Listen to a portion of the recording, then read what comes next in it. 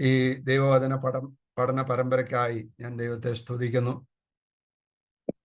കഴിഞ്ഞ പ്രാവശ്യവും എനിക്ക് ക്ലാസ് എടുക്കുവാനായിട്ടുള്ള അവസരം ലഭിച്ചു. പിന്നെയും എനിക്കിങ്ങനെ ഒരു അവസരം തന്ന ഇതിൻ്റെ ഉത്തരവാദിത്തപ്പെട്ട പ്രിയ സഹോദരങ്ങളോടുള്ള എൻ്റെ നന്ദിയും സ്നേഹവും ഞാൻ പ്രാരംഭമായി അറിയിക്കുകയാണ്. ഇന്ന് മനോഹരമായ ഗാനം ആലപിച്ച പ്രിയ ബ്രദർ ഷൗലിനെ ഓർത്ത് സ്തോത്രം ചെയ്യുന്നു. പ്രിയപ്പെട്ടവന് ദൈവം കൊടുത്തിരിക്കുന്ന ആ കൃപ അവിടുത്തെ കർത്താവിൻ്റെ നാമമഹത്വത്തിനായി കൂടുതലായി പ്രയോജനപ്പെടുത്തുവാനായിട്ട് ദൈവം സഹായിക്കട്ടെ. പ്രിയ മകനിലൂടെ കേട്ട ഗാനത്തെ ഓർത്തും ദൈവത്തെ സ്തുതിക്കുന്നു. ഇത് 21ാമത്തെ ക്ലാസ് ആണെന്ന് പ്രിയ ദേവദാസൻ ഓർപ്പിക്കുകയുണ്ടായി. അതിലാദ്യത്തെ ക്ലാസ്സാണ് ഇത്. ഇന്ന് നമ്മൾ പഠിക്കുവാനായിട്ട് ആരംഭിക്കുന്നത് തിമത്യോസിൻ്റെ 1-ാം ലേഖനമാണ്. ഒരുപക്ഷെ ഈ തിമത്യോസിൻ്റെ ലേഖനം പഠിച്ച് വളരെ പ്രസംഗങ്ങളും അതുപോലെ ക്ലാസ്സുകളും ഒക്കെ എടുക്കുന്ന ദേവദാസന്മാർ എൻ്റെ മുമ്പിലുണ്ട് എന്ന് ഞാൻ വിശ്വസിക്കുകയാണ്. ഇന്ന് നമ്മൾ ഒരുമിച്ച് ദൈവവചനം പഠിക്കുമ്പോൾ എന്നോട് കൂടെ ചേർന്നിരിക്കുന്ന എല്ലാവരും തന്നെ ദൈവവചനത്തിൽ വളരെ അറിവുള്ളവരും അതുപോലെ ദൈവവചനം പഠിക്കുന്നവരും ദൈവവചനം പഠിപ്പിക്കുന്നവരും പ്രസംഗിക്കുന്നവരും ഒക്കെ ഉണ്ട് എന്നുള്ള തികഞ്ഞ ബോധ്യം എനിക്കുണ്ട്. വളരെ പ്രാർത്ഥനയോടുകൂടിയാണ് എന്ന് ഞാൻ നിങ്ങളുടെ മുമ്പാകെ ആയിരിക്കുന്നത്. തിമത്യോസിൻ്റെ ലേഖനം വളരെ മനോഹരമായ ഒരു ലേഖനമാണ്. തിമത്യോസിൻ്റെ ലേഖനത്തിൻ്റെ പ്രത്യേകത എന്ന് പറയുന്നത് തിമത്യോസിൻ്റെ 1ഉം 2ഉം ലേഖനങ്ങളും അതുപോലെ തീത്തോസിൻ്റെ ലേഖനവും അറിയപ്പെടുന്നത് പാസ്റ്ററൽ എപ്പിസൽസ്, അതായത് ഇടയ ലേഖനങ്ങൾ എന്നാണ്. ഈ ഇടയലേഖനങ്ങൾ ഒരു വിഷയമായിട്ട് പഠിക്കുന്നത് കൂടുതൽ പ്രയോജനമായിരിക്കും. അങ്ങനെ പഠിക്കുവാനായിട്ട് കർത്താവ് സഹായിക്കട്ടെ എന്ന് ഞാൻ ആഗ്രഹിക്കുക. തിമോത്തിയോസ് എന്ന പേരിൻ്റെ അർത്ഥം ദൈവത്താൽ മാനിക്കപ്പെട്ടത് എന്നാണ്. തിമോത്തിയോസ് എന്ന പേരിൻ്റെ അർത്ഥം ദൈവത്താൽ മാനിക്കപ്പെട്ടത്, അല്ലെങ്കിൽ ദൈവത്തെ മാനിക്കുന്നവൻ എന്നും അതിന് അർത്ഥം കൊടുക്കാവുന്നതാണ്. ദൈവത്താൽ മാനിക്കപ്പെട്ടവൻ അല്ലെങ്കിൽ ദൈവത്തെ മാനിക്കുന്നവൻ. ഇന്ന് നാം ഈ പുസ്തകത്തിൻ്റെ ഒരു മുഖവുരയായിട്ടാണ് പഠിക്കാൻ ആഗ്രഹിക്കുന്നത്. കാരണം ഒരു പുസ്തകം പഠിക്കുമ്പോൾ നമ്മൾ അതിൻ്റെ ചില നിർദ്ദേശങ്ങൾ അല്ലെങ്കിൽ പഠിക്കുന്ന രീതി നമ്മൾ പാലിക്കേണ്ടത് ആവശ്യമാണ്. ആ നിലയിൽ ഇന്നതിൻ്റെ മുഖവുരയായിട്ട് ചില കാര്യങ്ങൾ പറയുവാനാണ് ഞാൻ ആഗ്രഹിക്കുന്നത്. പ്രാരംഭമായി ഒരു ചോദ്യത്തോടുകൂടെ ഞാൻ ആരംഭിക്കുവാൻ ആഗ്രഹിക്കുകയാണ്. ദൈവം ചെറുപ്പക്കാർ, അതായത് യുവാക്കന്മാരിൽ ദൈവം താല്പര്യം കാണിക്കുന്നുണ്ടോ? അതായത് യുവാക്കന്മാരെ ദൈവം സ്നേഹിക്കുന്നുണ്ടോ, അല്ലെങ്കിൽ അവരിൽ ദൈവം താല്പര്യം കാണിക്കുന്നുണ്ടോ എന്ന ഒരു ചോദ്യം നമ്മൾ ചോദിച്ചാൽ നമുക്ക് ദൈവത്തിൻ്റെ വചനത്തിൽ തന്നെ അതിൻ്റെ ഉത്തരമുണ്ട്. കാരണം നമ്മൾ തിരുവെഴുത്ത് പഠിക്കുമ്പോൾ അനേക യൗവനക്കാരെ, അതായത് യുവാക്കന്മാരെ ദൈവം ഉപയോഗിച്ചതായിട്ട് തിരുവെഴുത്തിൽ നമുക്ക് കാണുവാനായിട്ട് കഴിയും. ഉദാഹരണമായി പറഞ്ഞാൽ ജോസഫ്, ശാമുവേൽ, ദാവീദ്, യോനാഥാൻ, ദാനിയേൽ, അപ്പോസ്തലനായ പൗലോസ്, ശിഷ്യന്മാര്, തിമത്യോസ്, തീത്തോസ്, ഇവരിലൊക്കെ ദൈവത്തിന് പ്രത്യേകമായ താല്പര്യം ഉണ്ടായിരുന്നു എന്നുള്ളത് നമ്മൾ ദൈവവചനം പഠിക്കുമ്പോൾ നമുക്ക് കാണുവാനായിട്ട് കഴിയുന്നുണ്ട്. തിമത്യോസിന് അപ്പോസ്തലനായ പൗലോസ് ലേഖനം എഴുതുന്ന സമയത്ത് തിമത്യോസ് ഒരു യൗവനക്കാരനായിരുന്നു, ഒരു യുവാവായിരുന്നു എന്നുള്ളതും ഈ ലേഖനത്തിൽ തന്നെ നമുക്ക് കാണുവാനായിട്ട് കഴിയുന്നുണ്ട്. 4-ാം അധ്യായം 12-ാം വാക്യത്തിൽ പൗലോസ് തിമത്യോസിനോട് പറയുന്നുണ്ട്, നിന്റെ യൗവനം ആരും തുച്ഛീകരിക്കരുത്. അപ്പോൾ ഒരു യൗവനക്കാരനായിരിക്കുന്ന തിമത്യോസിനാണ് പൗലോസ് ഈ ലേഖനം എഴുതുന്നത് എന്ന് നമുക്ക് കാണുവാനായിട്ട് കഴിയും. ഈ തിമത്യോസിനെ സംബന്ധിച്ച് 1-2 കാര്യങ്ങൾ പറയുമ്പോൾ, തിമത്യോസ് വളരെ ദൈവഭയമുള്ള ഒരു ടിമിഡ് എന്ന് പറഞ്ഞാൽ ഒരു ഭയമുള്ള വ്യക്തിയായിരുന്നു എന്നുള്ളത് നമുക്ക് കാണുവാനായിട്ട് കഴിയും. തിമത്യോസിന്റെ ജീവിതം അങ്ങനെ ആയിരുന്നു. അങ്ങനെ ഒരു ഭയമുള്ള വ്യക്തി, എപ്പോഴും പല കാര്യങ്ങളിലും ഭയമുള്ള ഒരു വ്യക്തിയായിരുന്നു തിമത്യോസ് എന്ന് നമുക്ക് കാണുവാൻ കഴിയും. അതുപോലെ തിമത്യോസിന്റെ പശ്ചാത്തലം നമുക്ക് കാണുവാനായിട്ട് കഴിയുന്നത് 2 തിമത്യോസിന്റെ ലേഖനത്തിൽ നമുക്ക് കാണുവാനായിട്ട് കഴിയുന്നുണ്ട്. അതുപോലെ തിമത്യോസിനെ സംബന്ധിച്ച് തിമത്യോസിന്റെ അപ്പൻ യവനനായിരുന്നു, അമ്മ യഹൂദ സ്ത്രീ ആയിരുന്നു എന്നുള്ളതും നമുക്ക് കാണുവാനായിട്ട് കഴിയുന്നുണ്ട്. അപ്പോൾ ഈ അപ്പോസ്തലനായ പൗലോസിന്റെ മിഷണറി യാത്രയിൽ പൗലോസ് സന്ദർശിച്ച സമയങ്ങളിൽ ആയിരിക്കണം ഒരു പക്ഷേ തിമത്യോസ് രക്ഷിക്കപ്പെട്ടത്. നമ്മളത് അപ്പോസ്തല പ്രവൃത്തി 16-ാം അധ്യായത്തിൽ കാണുന്നുണ്ട്. പൗലോസും ശീലാസിനോട് ചേർന്ന് ദർബയിലും ലൂസ്ത്രയിലും ചെന്നു. അവിടെ വിശ്വാസമുള്ള ഒരു യഹൂദ സ്ത്രീയുടെ മകനായി തിമത്യോസ് എന്നു പേരുള്ള ഒരു ശിഷ്യനുണ്ടായിരുന്നു. അവന്റെ അപ്പൻ യവനനായിരുന്നു എന്ന് നാം വായിക്കുന്നു. ഈ തിമത്യോസിനെ കുറിച്ച് അവിടെ തന്നെ പൗലോസ് പറയുന്ന മറ്റൊരു പ്രധാനപ്പെട്ട കാര്യം അതിന്റെ 2-ാം വാക്യത്തിൽ പറയുകയാണ്, അവൻ ലുസ്ത്രയിലും ഇക്കോനിയിലുമുള്ള സഹോദരന്മാരാൽ നല്ല സാക്ഷ്യം കൊണ്ടവനായിരുന്നു. അപ്പം കർത്താവായ യേശുക്രിസ്തുവിൽ വിശ്വസിച്ച ഈ യവനക്കാരനായിരുന്ന തിമത്യോസ് കർത്താവായ യേശുക്രിസ്തുവിൽ വിശ്വസിച്ച നല്ല സാക്ഷ്യം പുലർത്തിയിരുന്ന ഒരു യുവാവായിരുന്നു എന്ന് നമുക്ക് കാണുവാനായിട്ട് കഴിയുന്നുണ്ട്. അങ്ങനെ പൗലോസിന്റെ സന്തത സഹചാരിയായി പൗലോസിനോടുകൂടെ സുവിശേഷ വേലയിൽ വ്യാപൃതനായിരുന്ന ഒരു വ്യക്തിയായിരുന്നു തിമത്യോസ് എന്ന് നമുക്ക് കാണുവാനായിട്ട് സാധിക്കും. തിമത്യോസിന് എഴുതിയ 2 ലേഖനങ്ങളും തീത്തോസിന്റെ ലേഖനവും ഇടയലേഖനമാണെന്ന് ഞാൻ ഓർപ്പിക്കുകയുണ്ടായല്ലോ. ഈ ലേഖനങ്ങൾ തികച്ചും വ്യവസ്ഥാപിതവും അതുപോലെ വ്യക്തിപരവും പ്രായോഗികവുമാണ്. നമുക്കറിയാം, നമ്മൾ ഈ ലേഖനം പഠിച്ചു കഴിഞ്ഞാൽ നമ്മുടെ ക്രിസ്തീയ ജീവിതത്തിൽ നാം പ്രായോഗികമാക്കേണ്ട അനേക കാര്യങ്ങളെക്കുറിച്ച് പറയുന്നുണ്ട്. ഇടയലേഖനങ്ങൾ സഭാ ചരിത്രത്തിൽ പ്രധാന പങ്ക് വഹിക്കുകയും സഭയുടെ ക്രമത്തിൽ വളരെ സ്വാധീനം ചെലുത്തുകയും ചെയ്തിട്ടുള്ള ലേഖനങ്ങളാണ്. അതായത് സഭാ ചരിത്രത്തിൽ പ്രധാന പങ്ക് വഹിക്കുകയും സഭയുടെ ക്രമത്തിൽ, ഇപ്പൊ നമ്മെ സംബന്ധിച്ച് അല്ലെങ്കിൽ വേർപെട്ട ദൈവജനത്തെ സംബന്ധിച്ച് നമുക്ക് നമ്മുടേതായ സഭകൾ എഴുതിയ ഒരു ക്രമം നമ്മൾ പാലിക്കുന്നില്ല. നമുക്ക് അങ്ങനെ ഒരു ക്രമമില്ല. മറ്റനേക സഭകൾക്ക് അങ്ങനെയുണ്ട്. അവർ പാലിക്കേണ്ടതായ ക്രമങ്ങൾ അവർക്കുണ്ട്. പക്ഷെ നമ്മെ സംബന്ധിച്ച് നമ്മൾ ദൈവവചനം മാത്രമാണ് നമ്മൾ അംഗീകരിക്കുന്നത്. ദൈവവചനപ്രകാരം ജീവിക്കുവാനാണ് നമ്മൾ ശ്രമിക്കുന്നത്. അങ്ങനെ ദൈവവചനം മാത്രമാണ് നമുക്ക് എഴുതപ്പെട്ട ആധാരമായിട്ടുള്ളത്.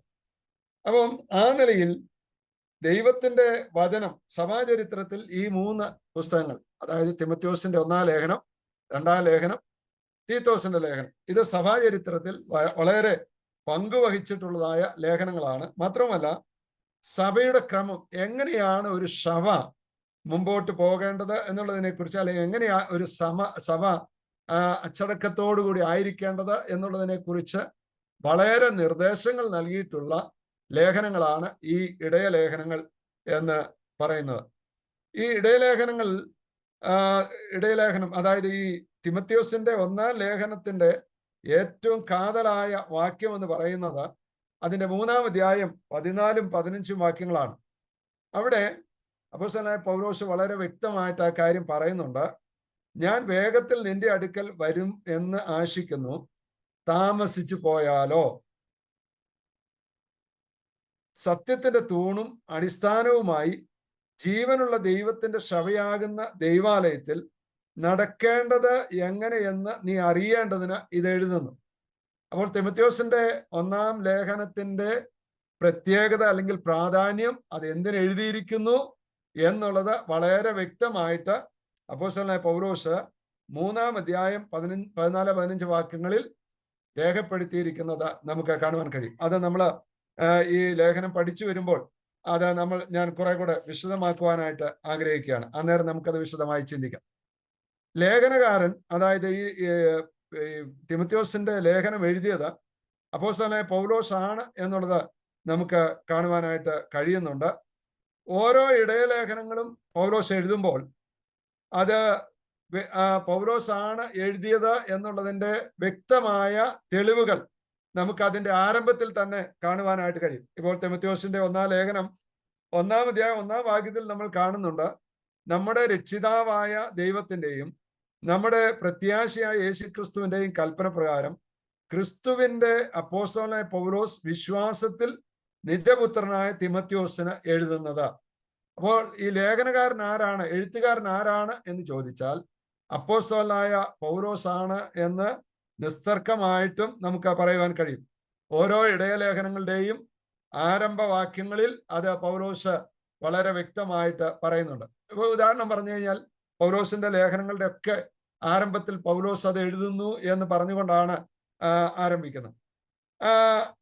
ഇപ്പം നമ്മൾ ഈ മീറ്റിംഗ് തുടങ്ങിയപ്പം പ്രിയ അച്ചാൻ പറഞ്ഞു, ഇന്ന് അലക്സ് അച്ചാൻ പറഞ്ഞു ഇന്ന് ക്ലാസ് എടുക്കുന്നത് ഇന്ന വ്യക്തിയാണ്. അപ്പം ആ ക്ലാസ് എടുക്കുന്ന വ്യക്തി ആരാണെന്ന് ഒരു ഇൻട്രൊഡക്ഷൻ നൽകുകയാണ്. അതുപോലെ തന്നെ അപ്പോസ്തലനായ പൗലോസ് തന്റെ ലേഖനങ്ങൾ എഴുതുമ്പോൾ ഓരോ ലേഖനത്തിലും ആരാണ് എഴുതുന്നത് എന്നുള്ളത് വളരെ വ്യക്തമായിട്ട് രേഖപ്പെടുത്തിയിരിക്കുന്നത് നമുക്ക് കാണുവാൻ കഴിയും. അതിൻ്റെ പലവിധമായ പശ്ചാത്തലങ്ങളുണ്ട്. ഞാൻ അതിലേക്കൊന്നും പോകുന്നില്ല. നമുക്ക് അത്രയും കാര്യങ്ങൾ അറിഞ്ഞിരുന്നാൽ മതി. പൗലോസ് ആണ് ഈ ലേഖനം എഴുതിയത് എന്നുള്ളത് വളരെ വ്യക്തമായിട്ട് ഈ ലേഖനത്തിൽ നിന്ന് തന്നെ നമുക്ക് കാണുവാൻ കഴിയും. മാത്രമല്ല ചരിത്രപരമായും സഭാപരമായും ഭാഷാപരമായും ഇത് പൗലോസിന്റെ ലേഖനങ്ങളാണ് എന്ന് അത് തെളിയിക്കുന്നുണ്ട്. നമ്മൾ അതിന്റെ ചരിത്ര പശ്ചാത്തലം നോക്കിയാൽ, അതിന്റെ സഭാപരമായ പശ്ചാത്തലം നോക്കിയാൽ, അതുപോലെ ഈ ലേഖനങ്ങളിലെ ഭാഷ നോക്കിയാൽ നമുക്ക് മനസ്സിലാക്കുവാൻ കഴിയുന്ന ഒരു കാര്യം, ഇത് അപ്പോസ്തലനായ പൗലോസിനാൽ വിരചിതമായ ലേഖനങ്ങളാണ് എന്നുള്ളത് നമുക്ക് കാണുവാൻ കഴിയും. ഇനി രണ്ടാമത്തെ കാര്യം, ഈ ലേഖനത്തിന്റെ പശ്ചാത്തലവും സന്ദർഭവും, എന്തിനാണ് ഈ ലേഖനം എന്തിനാണ് എഴുതിയത് എന്നുള്ളതാണ് നമ്മൾ നോക്കുവാനായിട്ട് പോകുന്നത്. അപ്പോസ്തലനായ പൗലോസ് എപ്പോഴാണ് ഇത് എഴുതിയത്, അല്ലെങ്കിൽ ഏത് സന്ദർഭത്തിലാണ് ഇത് എഴുതിയത് എന്ന് നാം ശ്രദ്ധിക്കുമ്പോൾ നമുക്ക് കാണുവാനായിട്ട് കഴിയുന്നത്, അപ്പോസ്തലനായ പൗലോസ് പല സന്ദർഭങ്ങളിൽ റോമൻ കാരാഗ്രഹത്തിൽ അടയ്ക്കപ്പെട്ടിട്ടുണ്ട്. ഒന്നാമത്തെ തടവിൽ നിന്ന്, റോമിലെ ഒന്നാമത്തെ തടവിൽ നിന്ന് സ്വതന്ത്രനായ ശേഷം പൗലോസ് എഫെസോസ് ഉൾപ്പെടെ താൻ മുമ്പ് ശുശ്രൂഷിച്ചിരുന്ന സ്ഥലങ്ങൾ സന്ദർശിച്ചിട്ടുണ്ട്. അത് നമുക്ക് കാണുവാനായിട്ട് കഴിയും. അപ്പോസ്തലപ്രവൃത്തി 28-ാം അധ്യായം 30-ാം വാക്യം വായിക്കുമ്പോൾ അത് നമുക്ക് കാണുവാനായിട്ട് കഴിയുന്നുണ്ട്. എഫെസോസ് സഭയിൽ ഈ സമയം, അതായത് പൗലോസ് ഈ തടവിൽ നിന്ന് പുറത്തു വരുന്ന സ്വതന്ത്രനായ ശേഷം എഫെസോസ് സഭയിൽ ചെന്നപ്പോൾ അവിടെ വലിയ പ്രതിസന്ധികളെ തിമോഥെയോസിന് നേരിടേണ്ടതായിട്ട് വന്നത് പൗലോസിന് മനസ്സിലാക്കുവാൻ കഴിയും ഈ എഫെസോസ് സഭയിൽ. അപ്പൊ അങ്ങനെ അതിനെ ഉദ്ദേശിച്ചുകൊണ്ടാണ് പൗലോസ് ഈ ലേഖനം എഴുതിയിരിക്കുന്നത്. പ്രധാനമായിട്ടും 4 ഉദ്ദേശങ്ങളാണ് ഈ ലേഖന രചനയ്ക്ക് കാരണമായിട്ടുള്ളത്. 4 ഉദ്ദേശങ്ങൾ. അതായത് ഇതിന്റെ പശ്ചാത്തലം അല്ലെങ്കിൽ സന്ദർഭം നാം നോക്കുമ്പോൾ 4 ഉദ്ദേശങ്ങൾ, പശ്ചാത്തലമാണ് നമുക്ക് കാണുവാനായിട്ട് കഴിയുന്നത്. ഒന്നാമതായി, സഭയെ സംബന്ധിക്കുന്ന കാര്യങ്ങൾ എങ്ങനെയാണ് ക്രമീകരിക്കേണ്ടതെന്ന് തിമോഥെയോസിന് പ്രബോധനം നൽകുന്നതായിട്ടാണ് നമുക്ക് കാണുവാൻ കഴിയുന്നത്. അതായത് തിമോഥെയോസിന്റെ ലേഖനം പഠിക്കുമ്പോൾ നമുക്ക് മനസ്സിലാക്കുവാനായിട്ട് കഴിയുന്നത്, പൗലോസ് ഏത് പശ്ചാത്തലത്തിലാണ് ഈ ലേഖനം എഴുതിയത് എന്ന് നാം പഠിക്കുമ്പോൾ നമുക്ക് കാണുവാൻ കഴിയുന്നത്, സഭയെ സംബന്ധിക്കുന്ന കാര്യങ്ങൾ എങ്ങനെയാണ് ക്രമീകരിക്കപ്പെടേണ്ടത്. ഒരു സഭയ്ക്ക് ഇന്നിപ്പം ഞാൻ പറഞ്ഞ പോലെ നമുക്ക് എഴുതപ്പെട്ട പ്രമാണങ്ങളൊന്നുമില്ല, ക്രമങ്ങളൊന്നുമില്ല. എന്നാൽ നമ്മുടെ ക്രമം എന്ന് പറയുന്നത് ദൈവവചനമാണ്. അപ്പൊ ഒരു സഭ എങ്ങനെ ആയിരിക്കണം എന്നുള്ളതിനെ കുറിച്ച് വളരെ വ്യക്തമായിട്ട് പൗലോസ് എഴുതിയിരിക്കുന്നത് കാണുവാൻ കഴിയും. ഞാൻ അത് മുമ്പ് നമ്മൾ വായിച്ച വാക്യമാണ്. 3-ാം അധ്യായത്തിന്റെ 14-ഉം 15-ഉം വാക്യങ്ങളിൽ അത് നമുക്ക് വളരെ വ്യക്തമായി കാണുവാൻ കഴിയും. എങ്ങനെയാണ് സഭയിൽ ഒരു വിശ്വാസി പെരുമാറേണ്ടത് എന്നുള്ളതിനെ കുറിച്ച് നിർദ്ദേശം നൽകിക്കൊണ്ടാണ് പൗലോസ് ഈ ലേഖനം എഴുതിയിരിക്കുന്നത്. അപ്പോൾ ആ സഭയിലെ പെരുമാറ്റം എങ്ങനെയായിരിക്കണം ഓരോ വിശ്വാസിയും അറിഞ്ഞിരിക്കേണ്ടതാണ്. അപ്പോൾ തന്നെ ഞാൻ വളരെ വ്യക്തമായിട്ട് പറയട്ടെ, സഭാ നേതൃത്വത്തിലുള്ള ദൈവദാസന്മാര് ഒരു സഭയുടെ ക്രമത്തെക്കുറിച്ച് വളരെ വ്യക്തമായിട്ട് സഭയിൽ പഠിപ്പിക്കേണ്ടതാണ്. ഇന്ന് അനേക സ്ഥലസഭകളിലും അങ്ങനെ ഒരു ക്രമം, ഒരു യഥാർത്ഥമായി ദൈവവചനപ്രകാരം ജീവിക്കുന്ന ഒരു ക്രമീകൃതമായ ഒരു രീതിയിൽ സഭകൾ പോകുന്നില്ല എന്നുള്ളത് നമ്മുടെയൊക്കെ തെറ്റുകളാണ്. അങ്ങനെ സംഭവിക്കാതിരിക്കുവാനായിട്ട് ദൈവത്തിന്റെ വചനത്തിലെ നിർദ്ദേശങ്ങൾ ഒരു സഭ എങ്ങനെ ഫങ്ഷൻ ചെയ്യണം, ഒരു സഭ എങ്ങനെയാണ് കാര്യപരിപാടികൾ ചെയ്യേണ്ടത്, ഒരു സഭയിൽ എങ്ങനെയാണ് നടക്കേണ്ടത് എന്നിത്യാദി കാര്യങ്ങൾ ദൈവവചനത്തിൽ വ്യക്തമായി രേഖപ്പെടുത്തിയിട്ടുണ്ട്. അതിൽ ഏറ്റവും പ്രധാനമായ കാര്യങ്ങൾ രേഖപ്പെടുത്തിയിരിക്കുന്നത് ഈ ഇടയലേഖനങ്ങളാണ്. അപ്പോൾ വിശ്വാസികളായ ദൈവമക്കൾ അത് അറിഞ്ഞിരിക്കണം. അതുപോലെ സഭാ നേതൃത്വത്തിലുള്ള മൂപ്പന്മാര്, സുവിശേഷന്മാര് ഈ കാര്യങ്ങൾ മനസ്സിലാക്കി അത് സഭയെ പഠിപ്പിക്കേണ്ടതും ആവശ്യമാണ്. രണ്ടാമതായിട്ട് യുവാവായ തിമത്യോസിന് എഫെസോസിലെ സംഭവ വികാസങ്ങളെ ധൈര്യത്തോടെ കൈകാര്യം ചെയ്യുവാൻ അപ്പോസ്തലന്റെ അധികാരപത്രം നൽകുക എന്നുള്ളതാണ്. ആ ഒരു പശ്ചാത്തലത്തിലാണ് പൗലോസ് ഈ ലേഖനം എഴുതിയിരിക്കുന്നത്. അതായത് ഞാൻ ഓർപ്പിച്ച പോലെ എഫെസോസില് പലവിധമായ സംഭവങ്ങൾ, പ്രയാസങ്ങൾ ഉണ്ടായിരുന്നു. എന്നാൽ അതിനെ എങ്ങനെ ധൈര്യത്തോടുകൂടെ കൈകാര്യം ചെയ്യുവാനായിട്ട് സാധിക്കും എന്നുള്ളതിന്റെ ഒരു അധികാരപത്രം പൗലോസ് തിമത്യോസിന് നൽകുകയാണ്. അത് നമ്മൾ വായിക്കുന്നത് അതിന്റെ 1-ാം അധ്യായം 3-4 വാക്യങ്ങൾ വായിക്കുമ്പോൾ നമുക്കത് കാണുവാനായിട്ട് കഴിയുന്നുണ്ട്. അതിന്റെ തിമത്യോസിന്റെ 1-ാം ലേഖനം 1-ാം അധ്യായം 3-4 വാക്യങ്ങൾ. അന്യത ഉപദേശിക്കരുതെന്നും വിശ്വാസം എന്ന ദൈവവ്യവസ്ഥയ്ക്കല്ല തർക്കങ്ങൾക്ക് മാത്രം ഉതകുന്ന കെട്ടുകഥകളെയും അന്തമില്ലാത്ത വംശാവലികളെയും ശ്രദ്ധിക്കരുതെന്നും ചിലരോട് ആജ്ഞാപിക്കേണ്ടതിന് നീ എഫെസോസിൽ താമസിക്കണമെന്ന് ഞാൻ മക്കോദോനിക്ക് പോകുമ്പോൾ അപേക്ഷിച്ചതുപോലെ ഇപ്പോഴും ചെയ്യുന്നു. അപ്പോൾ പൗലോസ് എന്തിനാണ് തിമത്യോസിനെ എഫെസോസിലാക്കിയത്?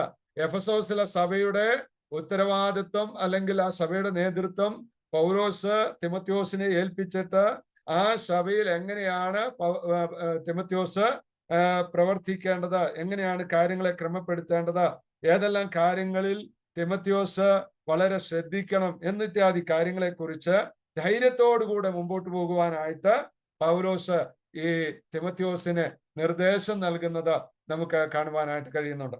അപ്പോൾ ഈ ഞാൻ ഓർപ്പിച്ച പോലെ തിമത്യോസ് അത്രമാത്രം വളർന്നിട്ടില്ല, ആത്മീയ കാര്യങ്ങളിൽ പക്വതയിലേക്ക് തിമത്യോസ് വന്നിട്ടില്ല.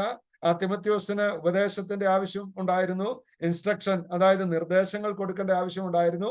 അങ്ങനെയുള്ള ഒരു സന്ദർഭത്തിൽ പൗലോസ് ഈ ധൈര്യത്തോടുകൂടെ ഈ കാര്യങ്ങൾ കൈകാര്യം ചെയ്യുവാനായിട്ട് ഈ അപ്പോസ്തലന്റെ അധികാരപത്രം തിമത്യോസിന് നൽകിക്കൊണ്ട് എഴുതിയ ഒരു ലേഖനമാണ് തിമത്യോസിന്റെ 1-ാം ലേഖനം എന്ന് നമുക്ക് മനസ്സിലാക്കുവാൻ കഴിയും.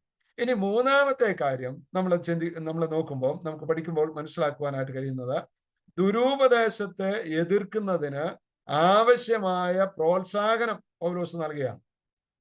അപ്പം 3-ാമത് നമ്മൾ കാണുന്നത് എന്താണ്? ദുരുപദേശത്തെ എതിർക്കുന്നതിന്. ഇപ്പൊ നമ്മൾ വായിച്ച വേദഭാഗങ്ങൾ 1-ാം അധ്യായത്തിന്റെ 3 മുതൽ 7 വരെയുള്ള വാക്യങ്ങൾ നാം വായിച്ചാൽ അവിടെ എഫെസോസിലും ദുരുപദേഷ്ടാക്കന്മാരുണ്ടായിരുന്നു എന്നുള്ളത് നമുക്ക് കാണുവാനായിട്ട് കഴിയുന്നുണ്ട്. അതിന്റെ 18 മുതൽ 20 വരെയുള്ള വാക്യങ്ങൾ നമ്മൾ വായിക്കുമ്പോൾ ഇങ്ങനെയാണ് നാം കാണുന്നത്. മകനെ തിമത്യോസേ, നിന്നെക്കുറിച്ച് മുമ്പുണ്ടായ പ്രവചനങ്ങൾക്കൊത്തവണ്ണം ഞാൻ ഈ ആജ്ഞ നിനക്ക് ഏൽപ്പിക്കുന്നു. നീ വിശ്വാസവും നല്ല മനസാക്ഷിയുമുള്ളവനായി അവയെ അനുസരിച്ച് നല്ല യുദ്ധസേവ ചെയ്യുക. ചിലർ നല്ല മനസാക്ഷി തള്ളിക്കളഞ്ഞിട്ട് അവരുടെ വിശ്വാസ കപ്പൽ തകർന്നുപോയി. ഹുമനിയോസും അലക്സണ്ടറും ഈ കൂട്ടത്തിലുള്ളവരാകുന്നു. അവർ ദൂഷണം പറയാതിരിക്കുവാൻ പഠിക്കേണ്ടതിന് ഞാൻ അവരെ സാത്താനെ ഏൽപ്പിച്ചിരിക്കുന്നു. അപ്പം ദുരുപദേശക്കാരെ അല്ലെങ്കിൽ ദുരുപദേശത്തെ എങ്ങനെയാണ് എതിർക്കേണ്ടത് എന്നുള്ളതിനെ കുറിച്ച് പൗലോസ് ഈ തിമത്യോസിന് നിർദ്ദേശങ്ങൾ കൊടുക്കുന്നത് നമുക്ക് കാണുവാൻ കഴിയും. നാം അതിന്റെ 6-ാം അധ്യായത്തിലേക്ക് വരുമ്പോൾ 6-ാം അധ്യായം 3 മുതൽ 5 വരെയുള്ള വാക്യങ്ങൾ ഒന്ന് വായിക്കാം. 6-ാം അധ്യായത്തിന്റെ 3 മുതൽ 5 വരെയുള്ള വാക്യങ്ങൾ. അവിടെ നമ്മൾ ഇങ്ങനെയാണ് വായിക്കുന്നത്. നമ്മുടെ കർത്താവായ യേശുക്രിസ്തുവിന്റെ പത്യവചനവും ഭക്തിക്കൊത്ത ഉപദേശവും അനുസരിക്കാതെ അന്യതാ ഉപദേശിക്കുന്നവർ, കണ്ടോ, അതായത് ദുരുപദേഷ്ടാക്കന്മാർ ഒന്നും തിരിച്ചറിയാതെ തർക്കത്തിന്റെയും വാഗ്വാദത്തിന്റെയും ഭ്രാന്ത് പിടിച്ച് ചേർത്തിരിക്കുന്നു. അപ്പൊ അങ്ങനെയുള്ളവരെ എങ്ങനെ കൈകാര്യം ചെയ്യണം എന്നുള്ള കാര്യങ്ങളാണ് പൗലോസ് തിമത്യോസിന്റെ ലേഖനത്തിൽ കൂടെ തിമത്യോസിനെ ഓർമ്മിപ്പിക്കുന്നത്, തിമത്യോസിന് നിർദ്ദേശം നൽകുന്നത്. ഇനി 6-ാം അധ്യായത്തിന്റെ തന്നെ 20-21 വാക്യങ്ങൾ നമ്മൾ ശ്രദ്ധിച്ച് അവിടെ നമുക്ക് കാണുവാൻ കഴിയുന്നത്, അല്ലയോ തിമത്യോസേ, നിന്റെ പക്കൽ ഏൽപ്പിച്ചിരിക്കുന്ന ഉപനിധി കാത്തുകൊണ്ട് ജ്ഞാനം എന്ന വ്യാജമായി പേര് പറയുന്നതിന്റെ ഭക്തിവിരുദ്ധമായ വൃഥാലാപങ്ങളെയും തർക്കസൂത്രങ്ങളെയും ഒഴിഞ്ഞു നിൽക്കുക. ആ ജ്ഞാനം ചിലർ സ്വീകരിച്ച് വിശ്വാസം വിട്ട് തെറ്റിപ്പോയിരിക്കുന്നു. അപ്പൊ ഈ ദുരുപദേശം മനുഷ്യനെ ആകർഷിച്ചിട്ട് അനേകരെ ദുരുപദേശത്തിലേക്ക് ചാഞ്ഞു പോകുവാനായിട്ടിടയായി. അതുകൊണ്ട് പൗലോസ് അതിനെ എങ്ങനെ എതിർത്ത് നിൽക്കണം എന്നുള്ള വ്യക്തമായ നിർദ്ദേശമാണ് അല്ലെങ്കിൽ പ്രോത്സാഹനമാണ് തിമത്യോസിന് കൊടുക്കുന്നത്, ഈ ലേഖനത്തിലൂടെ കൊടുക്കുന്നതായിട്ട് നമുക്ക് കാണുവാൻ കഴിയുന്നത്. നാലാമതായി പൗലോസ് ഈ ലേഖനത്തിന്റെ പശ്ചാത്തലം അല്ലെങ്കിൽ എന്തിനെഴുതിയെന്ന് നമ്മൾ നോക്കുമ്പോൾ നമുക്ക് കാണുവാനായിട്ട് കഴിയുന്നത്, ഇടയൻ എന്ന നിലയിൽ തന്റെ കടമകൾ ചെയ്യുന്നതിന് തിമത്യോസിനെ ഗുണദോഷിക്കുകയാണ്. ഈ തിമത്യോസ് ഒരു ഇടയനാണ്, ഒരു മൂപ്പനാണ്. അപ്പൊ ഒരു മൂപ്പനായ തിമത്യോസ് എങ്ങനെ ഒരു സഭയിൽ തന്റെ കടമ നിർവഹിക്കണം എന്നുള്ളതിനെ കുറിച്ച് തിമത്യോസിന് ഗുണദോഷങ്ങൾ പറയുന്ന അല്ലെങ്കിൽ തിമത്യോസിനെ നിർദ്ദേശിക്കുവാൻ വേണ്ടിയാണ് ഈ ലേഖനം പൗലോസ് എഴുതിയിരിക്കുന്നത്. അതിന്റെ 4-ാം അധ്യായം 6 മുതൽ 6-ാം അധ്യായത്തിന്റെ 2 വരെയുള്ള വാക്യങ്ങളിൽ അതിന്റെ വിശദീകരണമാണ് പൗലോസ് നൽകുന്നത്. അപ്പം ഈ യൗവനക്കാരൻ, ഈ ചെറുപ്പക്കാരൻ എങ്ങനെ ജീവിക്കണം, എങ്ങനെ വർദ്ധിക്കണം, അവന് സഭയിൽ എങ്ങനെ ആയിരിക്കണം, അവനൊരു ഇടയൻ എന്ന നിലയിൽ താൻ എങ്ങനെയാണ് വർദ്ധിക്കേണ്ടത് എന്നിത്യാദി കാര്യങ്ങളെ വളരെ വ്യക്തമായി നിർദ്ദേശിച്ചുകൊണ്ടാണ് പൗലോസ് ഈ ലേഖനം എഴുതിയിരിക്കുന്നത്. ദുരുപദേശങ്ങളിൽ നിന്ന് യഥാർത്ഥ സുവിശേഷത്തെ പവിത്രമായി സൂക്ഷിക്കുവാൻ അധ്യക്ഷന്മാർക്കുള്ള ഉത്തരവാദിത്വത്തിന് ഏറ്റവും അധികം ഊന്നൽ നൽകുന്ന 2 ലേഖനങ്ങളാണ് തിമത്യോസിന്റെ 1-2 ലേഖനങ്ങൾ. അതായത് അന്നത്തെ കാലത്ത് അപ്പോസ്തലനായ പൗലോസ് തിമത്യോസിനെ ഈ കാര്യങ്ങൾ ഏൽപ്പിക്കുമ്പോൾ പൗലോസ് വളരെ വ്യക്തമായിട്ട് പറയുന്നുണ്ട്, ദുരുപദേഷ്ടാക്കന്മാർ എങ്ങനെയാണ് വരുന്നത്, എങ്ങനെയാണ് പ്രവർത്തിക്കുന്നത്, അവര് എങ്ങനെ സഭയിലുണ്ടാകും. നമ്മൾ ഈ ഭാഗം പഠിക്കുമ്പോൾ അതിന്റെ 20-ാം അധ്യായത്തിലേക്ക് നമ്മൾ വരുമ്പോൾ 20-ാം അധ്യായത്തിന്റെ 20-ാം അധ്യായത്തിൽ അപ്പോസ്തലനായ പൗലോസ് ആ കാര്യം പറയുന്നുണ്ട്. 28-ാം വാക്യം അവിടെ എങ്ങനെയാണ് 27 മുതലുള്ള വാക്യങ്ങൾ വായിക്കുന്നു, ശ്രദ്ധിക്കുക. അപ്പോസ്തല പ്രവൃത്തി അതിന്റെ 20-ാം അധ്യായം 27 മുതലുള്ള വാക്യങ്ങളിൽ. അപ്പോൾ എഫെസോസിലുള്ള സഭയിലെ മൂപ്പന്മാരോടാണ് അപ്പോസ്തലനായ പൗലോസ് ഈ കാര്യം പറയുന്നത്. അപ്പോൾ തിമത്യോസ് അതിൽ ഉൾപ്പെട്ടിട്ടുണ്ടാകുമെന്ന് വിചാരിക്കുക ഒരുപക്ഷെ. അപ്പോൾ അവിടെ പൗലോസ് പറയുന്നത് എന്താണ്? ദൈവത്തിന്റെ ആലോചന ഒട്ടും മറച്ചു വെക്കാതെ ഞാൻ മുഴുവനും അറിയിച്ചു തന്നിരിക്കുന്നുവല്ലോ. എന്നിട്ട് 28-ാം വാക്യത്തിൽ പറയാണ്, നിങ്ങളെ തന്നെയും താൻ സ്വന്തം രക്തത്താൽ സമ്പാദിച്ചിരിക്കുന്ന ദൈവത്തിന്റെ സഭയെ മേയ്പാൻ പരിശുദ്ധാത്മാവ് നിങ്ങളെ ആക്കിവെച്ച ആട്ടിൻകൂട്ടത്തെ മുഴുവനെയും സൂക്ഷിച്ചു കൊള്ളുവിൻ. അപ്പൊ ഇത് ആരുടെ ഉത്തരവാദിത്തമാണ്? സഭയുടെ ഉത്തരവാദിത്തമുള്ള, സഭയിൽ കർത്താവ് ആക്കി വെച്ചിരിക്കുന്ന നേതൃത്വങ്ങളുടെ, മൂപ്പന്മാരുടെ ഉത്തരവാദിത്തമാണ് ഈ സഭയെ ആ നിലയിൽ സൂക്ഷിക്കുക എന്നുള്ളത്. ഏത്? വചനത്തിൽ അവരെ സൂക്ഷിക്കുക. പരിശുദ്ധാത്മാവിനാൽ നിങ്ങളെ ആക്കി വെച്ചിരിക്കുന്ന ആട്ടിൻകൂട്ടം മുഴുവനെയും സൂക്ഷിച്ചു കൊള്ളുക. ഞാൻ പോയ ശേഷം 29-ാം വാക്യം, ഞാൻ പോയ ശേഷം ആട്ടിൻകൂട്ടത്തെ ആദരിക്കാത്ത കൊടിയ ചെന്നായ്ക്കൾ നിങ്ങളുടെ ഇടയിൽ കടക്കുമെന്ന് ഞാൻ അറിയുന്നു. ഈ കൊടിയ ചെന്നായ്ക്കൾ എന്ന് പൗലോസ് ഇവിടെ വിശേഷിപ്പിക്കുന്നത് ദുരുപദേഷ്ടാക്കന്മാരെ കുറിച്ചാണ്. അപ്പൊ ദുരുപദേഷ്ടാക്കന്മാർ അവരുടെ ഇടയിൽ കടന്നിട്ട് അവരുടെ വിശ്വാസത്തെ മറിച്ചു കളയുവാനായിട്ടുള്ള സാധ്യതയുണ്ട്. അതുകൊണ്ട് ഇടയന്മാര്, ഈ സഭാ നേതൃത്വത്തിലായിരിക്കുന്നവര് ഈ സഭയെയും അവരെ തന്നെയും സൂക്ഷിച്ചു കൊള്ളണം എന്ന് പൗലോസ് അവരെ നിർദ്ദേശിക്കുകയാണ്. എന്നിട്ട് പറയുന്നു, അടുത്ത വാക്യം 30-ാം വാക്യത്തിൽ പറയുന്നു, ശിഷ്യന്മാരെ തങ്ങളുടെ പിന്നാലെ വലിച്ചു കളയുവാനായി വിപരീതോപദേശം പ്രസ്താവിക്കുന്ന പുരുഷന്മാർ എവിടെ എഴുന്നേൽക്കുമെന്നാ? പുറത്തുനിന്ന് വരുമെന്നല്ല പറയുന്നത്. അപ്പോസ്തലനായ പൗലോസ് വളരെ വ്യക്തമായിട്ട് പറയുക, ഇങ്ങനെയുള്ള സന്ദർഭങ്ങൾ ഒരുപക്ഷെ നമുക്ക് അഭിമുഖീകരിക്കേണ്ടതായിട്ട് വന്നിട്ടുണ്ട് എന്ന് ഞാൻ വിചാരിക്കുകയാണ്. എന്താണ് പൗലോസ് പറയുന്നത്? പൗലോസ് പറയുക, ശിഷ്യന്മാരെ തങ്ങളുടെ പിന്നാലെ വലിച്ചു കളയുവാനായി വിപരീതോപദേശം പ്രസ്താവിക്കുന്ന പുരുഷന്മാർ നിങ്ങളുടെ ഇടയിൽ നിന്നും എഴുന്നേൽക്കും. അപ്പൊ എത്രമാത്രം സഭാ നേതൃത്വം, മൂപ്പന്മാർ എത്രമാത്രം ശ്രദ്ധിക്കേണ്ടതാണ്. ഇന്ന് നമുക്കും ഈ കാര്യങ്ങളിൽ പരാജയം സംഭവിച്ചിട്ടുണ്ട് എന്ന് പറയാതിരിക്കുവാനായിട്ട് നിർവാഹമില്ല. ഉപദേശ സത്യങ്ങളെ ഉൾക്കൊണ്ടുകൊണ്ട് ഉപദേശത്തിൽ, സത്യോപദേശത്തിൽ, പത്യോപദേശത്തിൽ ദൈവജനത്തെ വളർത്തിക്കൊണ്ടുവന്ന് ആ ഉപദേശത്തിൽ അവരെ ഉറപ്പിച്ചു നിർത്തുവാൻ നമുക്ക് കഴിയാത്തതിന്റെ അനന്തരഫലമായിട്ട് അനേകര് അങ്ങോട്ടും ഇങ്ങോട്ടും പോയിട്ടുള്ള അവസ്ഥ നമുക്ക് കാണുവാനായിട്ട് കഴിയും. നോക്കിക്കേ, പൗലോസ് പറഞ്ഞത് എത്ര ശരിയായ കാര്യമാണ്. അപ്പോൾ തിമത്യോസിനോട് പൗലോസിന് പറയുവാനുള്ള കാര്യം, തിമത്യോസെ, നീ സഭയെ അല്ലെങ്കിൽ ആട്ടിൻകൂട്ടത്തെ എങ്ങനെ മേയിക്കണം, അവരെ എങ്ങനെ പരിപാലിക്കണം, ഈ ദൈവജനത്തെ ദുരുപദേഷ്ടാക്കന്മാർ ആകർഷിക്കാതെ ഈ ദുരുപദേശത്തിലേക്ക് അവരെ വലിച്ചു കൊണ്ടുപോകാതെ സൂക്ഷിക്കുക എന്നുള്ളത് ഈ മൂപ്പന്മാരുടെ, ഇടയന്മാരുടെ ഉത്തരവാദിത്തമാണ് എന്ന് പൗലോസ് വളരെ വ്യക്തമായി തിമത്യോസിനെ പ്രബോധിപ്പിക്കുന്നത് നമുക്ക് കാണുവാൻ കഴിയും. പ്രിയമുള്ളവരെ, ഇന്ന് ദൈവമക്കളായ നമ്മെ സംബന്ധിച്ച് ഞാൻ പ്രാരംഭത്തിൽ ഓർപ്പിച്ചല്ലോ, എന്നെ കേൾക്കുന്ന ഭൂരിഭാഗം ആളുകളും ദൈവവചനത്തിൽ വളരെ നിശ്ചയമുള്ളവരും കാർക്കശ്യമുള്ളവരും അതുപോലെ ഉപദേശ സത്യങ്ങളെ മുറുകെ പിടിക്കുന്നവരുമാണ് എന്നാണ് ഞാൻ വിശ്വസിക്കുന്നത്. പക്ഷെ നമുക്ക് എവിടെയൊക്കെയോ ചില പാകപ്പിഴകൾ വന്നു പോയിട്ടുണ്ടോ എന്ന് നമ്മൾ ചിന്തിച്ചു നോക്കണം. നമ്മൾ ഒന്ന് തിരിഞ്ഞു നോക്കേണ്ടത് ആവശ്യമാണ്. നമുക്ക് ആ ഉപദേശ സത്യത്തെ തെല്ലും വിട്ടുകളയാതെ അതിൽ തന്നെ മുറുകെ പിടിച്ചുകൊണ്ട് ഉപദേശ സത്യങ്ങൾ ദൈവസഭകളിൽ പഠിപ്പിച്ച് ആ ഉപദേശ സത്യത്തിൽ വിശ്വാസികളെ ആത്മീകമായി വളർത്തിക്കൊണ്ടുവരുവാൻ നമുക്ക് കഴിയുന്നുണ്ടോ? പൗലോസ് വളരെ വ്യക്തമായിട്ട് പറയുന്നുണ്ട്, ഞാൻ നിങ്ങളെ സകല വചനവും എനിക്ക് ഫലമേൽപ്പിച്ച് കിട്ടിയ വചനമൊക്കെ ഞാൻ നിങ്ങളെ പഠിപ്പിച്ചതാണ്. നമുക്ക് അങ്ങനെ പറയുവാനായിട്ട് കഴിയുമോ? അങ്ങനെ പറയുവാൻ നേതൃത്വത്തിന് കഴിയണം. ഉപദേശ സത്യങ്ങൾ സഭയിൽ പഠിപ്പിച്ച് അവരെ ഉപദേശത്തിൽ വളർത്തിയില്ലെങ്കിൽ ഇന്നും ദുരുപദേഷ്ടാക്കന്മാർ നമുക്ക് ചുറ്റുമുണ്ട്. വിപരീത ഉപദേശം പഠിപ്പിക്കുന്നവരുണ്ട്. അതിലേക്ക് ആകർഷിക്കപ്പെട്ടു പോകുന്ന വിശ്വാസികൾ ഇന്നുമില്ലേ? അങ്ങനെ വരാതിരിക്കാനായിട്ട് നമ്മൾ സൂക്ഷിക്കണം. അപ്പൊ നമ്മൾ ഈ വചനമൊക്കെ പഠിക്കുമ്പോൾ, ഈ ലേഖനങ്ങളൊക്കെ പഠിക്കുമ്പോൾ നമ്മുടെ ജീവിതത്തിലും അത് വളരെ വ്യക്തമായിട്ട് മനസ്സിലാക്കി പാലിക്കുവാനായിട്ട് ഇടയായിത്തീരണം. ഞാൻ ഈ ബൈബിൾ വചന പഠന പരമ്പരയെ ഓർത്ത് ദൈവത്തെ സ്തുതിക്കുകയാണ്. അനേകർക്ക് ഇന്ന് ദൈവവചനം പഠിക്കുവാനായിട്ട് ആഗ്രഹം കുറഞ്ഞു വരുന്ന ഒരു കാലഘട്ടത്തിലാണ് നാം ആയിരിക്കുന്നത്. വിശ്വാസികൾക്ക് ദൈവവചനം കേൾക്കുന്നത് തന്നെ ഒരു അലർജിയായിട്ട് മാറുന്ന അവസ്ഥയാണ് ഇപ്പോഴുള്ളത്. ദൈവവചനമൊക്കെ കേട്ടു ഞങ്ങൾക്കെല്ലാം അറിയാം എന്നുള്ള ചിന്തയിൽ ഇന്ന് വിശ്വാസികളായിരിക്കുകയാണ്. എന്നാൽ നമ്മൾ ആത്മീകമായി അല്ലെങ്കിൽ ഉപദേശപരമായി ഏതെങ്കിലും കാര്യങ്ങൾ അവരോട് ചോദിച്ചാൽ അതിന് തക്കതായ നിലയിൽ ദൈവവചനത്തിൽ നിന്ന് മറുപടി തരാൻ കഴിയാത്ത അനേക വിശ്വാസികളുണ്ട്. നമ്മുടെയൊക്കെ സഭകളില് നമ്മൾ വിശ്വാസികളൊന്ന് പരിശോധിക്കുക. ഞാൻ ആരെയും ക്രിറ്റിസൈസ് ചെയ്യല്ല, ഒരു യാഥാർത്ഥ്യം പറയുകയാണ്.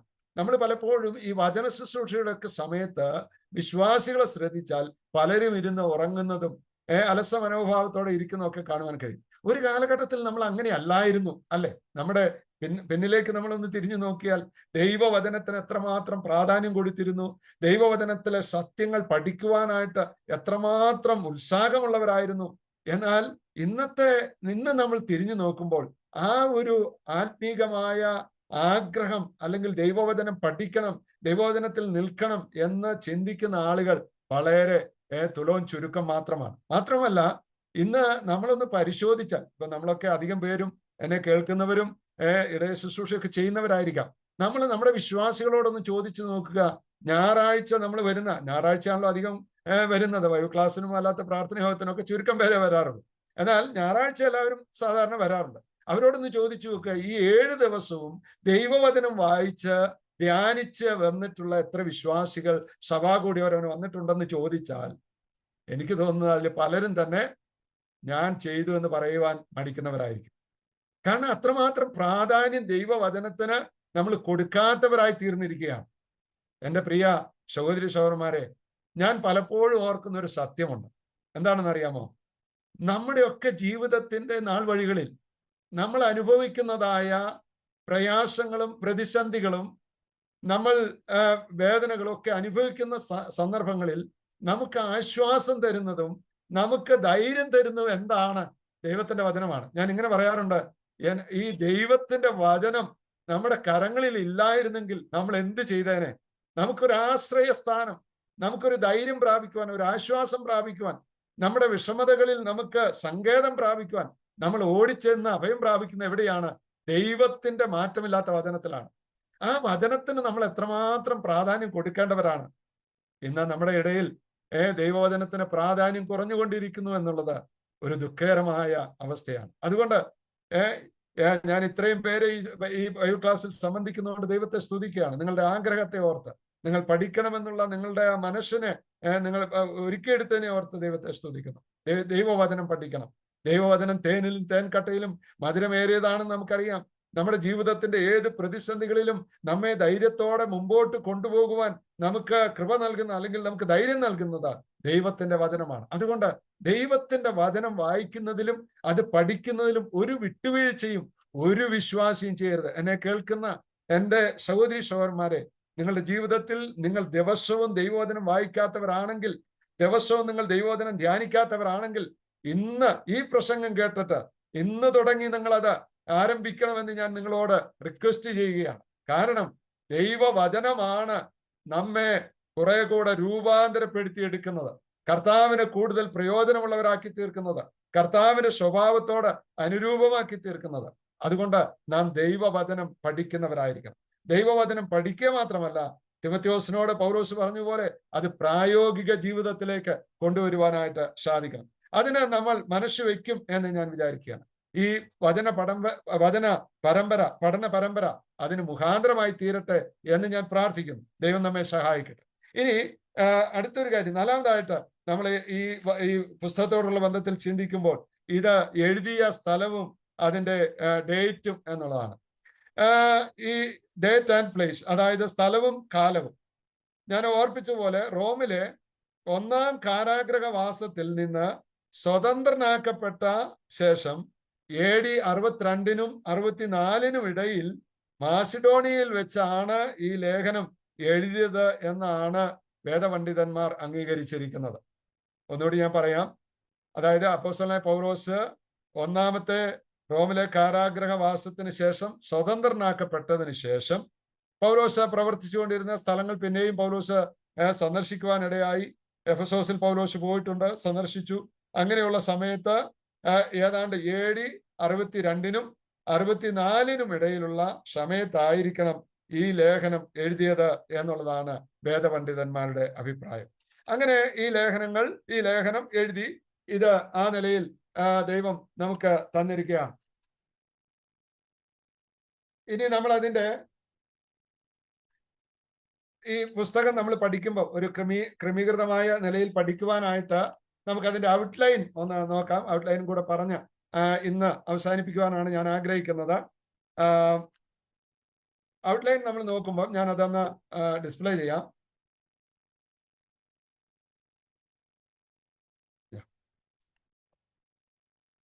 അതിൻ്റെ ഔട്ട്ലൈൻ ഞാനൊന്ന് ഡിസ്പ്ലേ ചെയ്യാം, അത് നമുക്ക് പഠിക്കാനായിട്ട്.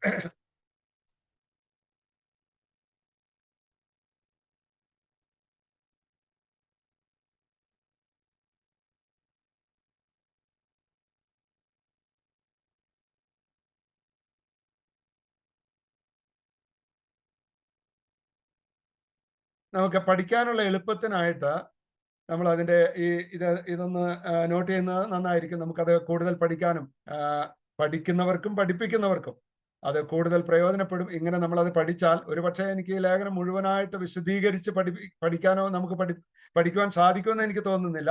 എന്നാൽ ഇതിൻ്റെ ഈ ഔട്ട്ലൈൻ നമ്മൾ ഈ നിലയിലൊന്ന് പഠിച്ചു കഴിഞ്ഞാൽ അത് നമുക്ക് കൂടുതൽ പ്രയോജനം ചെയ്യും. ഞാനത് മലയാളത്തിലും കൂടെ പറയുന്നതായിരിക്കും. മലയാളത്തിൽ എഴുതിയെടുക്കുന്നവർക്ക് ആ നിലയിൽ എഴുതിയെടുക്കാം. ഔട്ട്ലൈൻ, അതായത് വിഷയവിഭജനം. 1, സഭയും സഭയ്ക്കുള്ള സന്ദേശവും. 1-ാം അധ്യായം, സഭയും സഭയ്ക്കുള്ള സന്ദേശവും.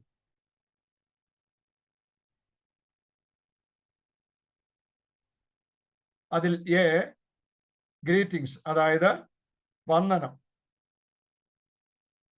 1-ാം അധ്യായം 1-2 വാക്യങ്ങൾ, വന്ദനം. B, പത്യോപദേശവും അതിൻ്റെ പഠിപ്പിക്കലും. ടീച്ചിങ് ആൻഡ് സൗണ്ട് ഡോക്ട്രിൻ, പത്യോപദേശവും അതിൻ്റെ പഠിപ്പിക്കലും. 1-ാം അധ്യായം 3 മുതൽ 11 വരെയുള്ള വാക്യങ്ങൾ. അപ്പൊ നമ്മൾ ഈ വിഷയവിഭജനം എന്ന് പറയുന്നത് നമ്മൾ അങ്ങനെ പഠിക്കുകയാണെങ്കിൽ, ഇപ്പൊ നമുക്ക് എല്ലാ ദിവസവും വേണമെങ്കിൽ ഒരു ദിവസം ഒരു പഠിതാവിന് വേണമെങ്കിൽ അതിൻ്റെ 1-ാം അധ്യായം 3 മുതലുള്ള വാക്യങ്ങൾ എടുത്ത് ആ വിഷയത്തിൽ കോൺസെൻട്രേറ്റ് ചെയ്താൽ നമുക്കത് പഠിക്കുവാനായിട്ട് സാധിക്കും. അപ്പൊ അതുകൊണ്ട് ഞാൻ ഒരു കാര്യം ഓർപ്പിക്കട്ടെ. ഇന്ന് ഈ ബൈബിൾ ക്ലാസ്സിൽ പങ്കെടുക്കുന്ന എല്ലാ വിശ്വാസികളും തിമോഥെയോസിന്റെ ലേഖനം ഇന്നു മുതൽ വായിക്കുവാനായിട്ട് ആരംഭിക്കണം കേട്ടോ. എല്ലാവരും ഇന്നു മുതൽ തിമത്യോസിന്റെ ലേഖനം വായിക്കുവാനായിട്ട് ആരംഭിക്കണം. അപ്പൊ നമുക്ക് കൂടുതൽ കാര്യങ്ങൾ ഇതിൽ നിന്ന് മനസ്സിലാക്കുവാനായിട്ട് സാധിക്കും. സി, പ്രൊക്ലൈമിങ് ദി ഗോസ്പൽ, അതായത് സുവിശേഷ പ്രഘോഷണം. സുവിശേഷ പ്രഘോഷണം 1-ാം അധ്യായം 12 മുതൽ 17 വരെയുള്ള വാക്യങ്ങൾ. സുവിശേഷ പ്രഘോഷണം 1-ാം അധ്യായം 12 മുതൽ 17 വരെയുള്ള വാക്യങ്ങൾ. ഡി, ഡിഫെൻഡിങ് ദ ഫെയ്ത്ത്, വിശ്വാസത്തിന്റെ പ്രതിരോധനം. പ്രതിരോധിക്കുക, വിശ്വാസത്തെ പ്രതിരോധിക്കുക, അല്ലെങ്കിൽ വിശ്വാസത്തിന്റെ പ്രതിരോധനം. 1-ാം അധ്യായം 18 മുതൽ 20 വരെയുള്ള വാക്യം. Number 2, the church and it's members, സഭയും അതിലെ അംഗങ്ങളും. അധ്യായം 2-3. സഭയും അതിലെ അംഗങ്ങളും, അധ്യായം 2-3. അതിൽ എ, പ്രാർത്ഥനാ മനുഷ്യൻ, അല്ലെങ്കിൽ പ്രാർത്ഥനയുടെ പ്രാധാന്യം എന്നും വേണമെങ്കിൽ കൊടുക്കാം. പ്രാർത്ഥനാ മനുഷ്യൻ അല്ലെങ്കിൽ പ്രാർത്ഥനയുടെ പ്രാധാന്യം. 2-ാം അധ്യായം 1 മുതൽ 8 വരെയുള്ള വാക്യങ്ങൾ. ബി, സബ്മിറ്റിംഗ് വുമൺ, സമർപ്പിക്കപ്പെട്ട സ്ത്രീകൾ.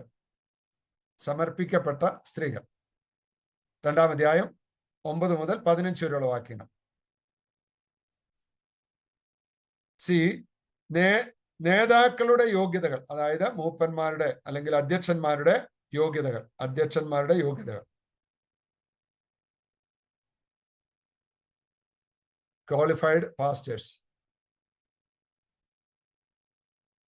ഡി, ബിഹേവിംഗ് ബിലീവേഴ്സ്, വിശ്വാസികളുടെ പെരുമാറ്റം. ക്വാളിഫൈഡ് പാസ്റ്റേഴ്സ് എന്നുള്ളത്, അല്ലെങ്കിൽ അവിടെ നമ്മൾ വായിച്ച യോഗ്യതകൾ, അതായത് 3-ാം അധ്യായം 1 മുതൽ 13 വരെയുള്ള വാക്യങ്ങൾ. ഇടയന്മാരുടെ യോഗ്യതകൾ, അധ്യക്ഷന്മാരുടെ യോഗ്യതകൾ. 3-ാം അധ്യായം 1 മുതൽ 13 വരെയുള്ള വാക്യങ്ങൾ. ഡി, വിശ്വാസികളുടെ പെരുമാറ്റം. 3-ാം അധ്യായം 14 മുതൽ 16 വരെയുള്ള വാക്യങ്ങൾ. 3-ാം അധ്യായം 14 മുതൽ 16 വരെയുള്ള വാക്യങ്ങൾ ബിഹേവിംഗ് ബിലീവേഴ്സ്, വിശ്വാസികളുടെ പെരുമാറ്റം. പോയിന്റ് നമ്പർ 3, സഭയും അതിലെ ശുശ്രൂഷകരും. സഭയും അതിലെ ശുശ്രൂഷകരും.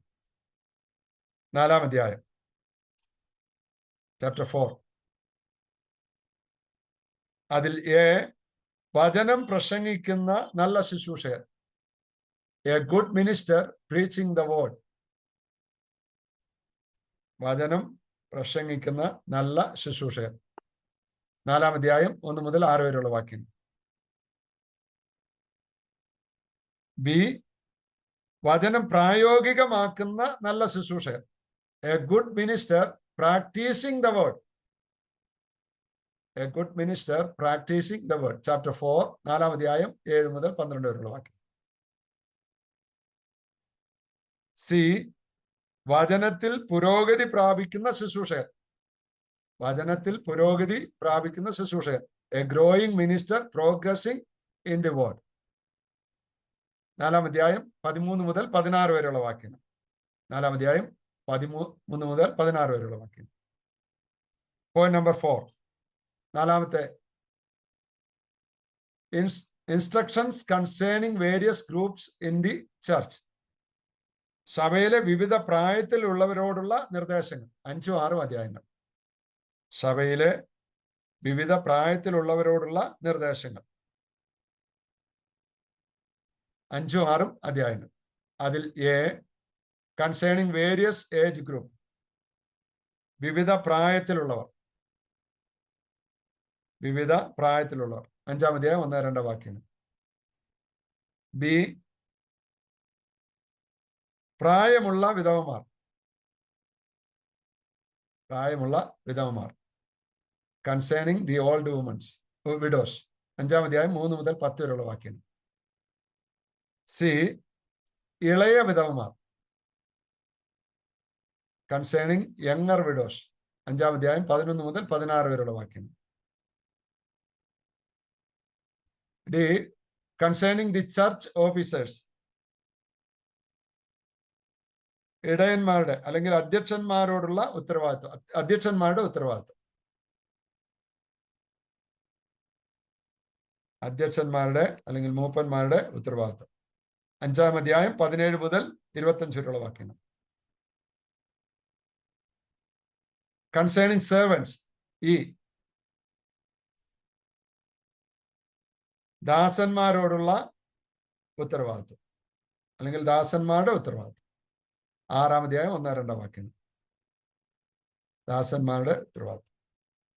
F, concerning the false teachers, ദുരുപദേഷ്ടാക്കന്മാരെ കുറിച്ചുള്ള നിർദ്ദേശങ്ങൾ.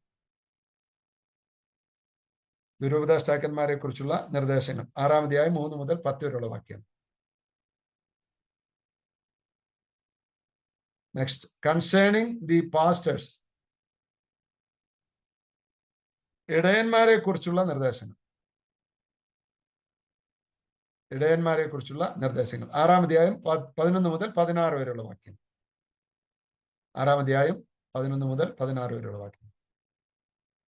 Next one, H, instruction for the rich, ധനവാന്മാരെ കുറിച്ചുള്ള നിർദ്ദേശങ്ങൾ അല്ലെങ്കിൽ ധനവാന്മാരോടുള്ള നിർദ്ദേശങ്ങൾ. 6-ാം അധ്യായം 17 മുതൽ 19 വരെയുള്ള വാക്യം.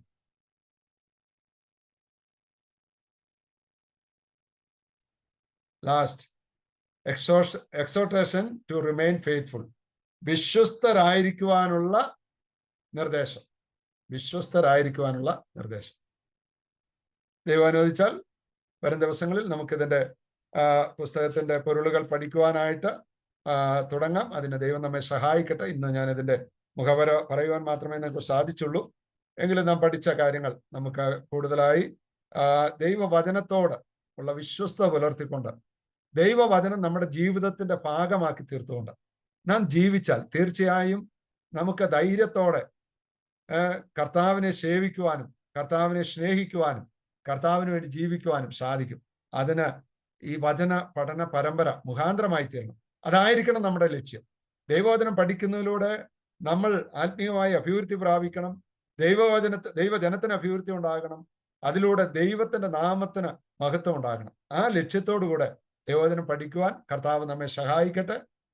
വരും ദിവസങ്ങളിൽ ആ നിലയിൽ ദൈവവചനം പഠിക്കാൻ കർത്താവ് തരുന്ന അവസരം ഉപയോഗിച്ച് വചനം പഠിച്ച് വചനത്തിൽ നിലനിൽക്കുവാൻ ദൈവം നമ്മെ ഏവരെയും സഹായിക്കട്ടെ. കർത്താവിന്റെ നാമത്തിന് മഹത്വം ഉണ്ടാകട്ടെ.